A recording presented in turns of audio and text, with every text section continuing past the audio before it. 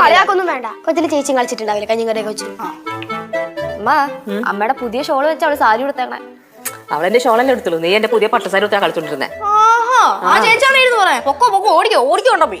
നീ ഇപ്പഴാണ് ശരിക്കും കിളവൻ കേശുവായ ഇത് കണ്ടില്ലേ മുണ്ട കൊടുത്ത്. അമ്മ ചേച്ചി വിളിച്ചോണ്ട് പോയേ, അതാണ് ചേച്ചിയുടെ ആരോഗ്യത്തിന് നല്ലത്.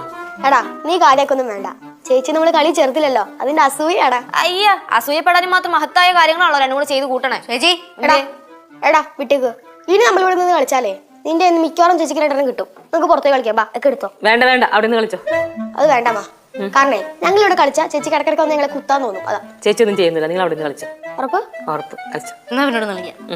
ചേച്ചി അടുക്കളയിൽ പോ, ചെല്ല് പോയി പാത്രം കഴി വെക്ക്. ഞാനാ ചെല്ല്, ഞാനും വരാം. പോ അമ്മ നമുക്ക് ഒരുമിച്ച് പോലോ.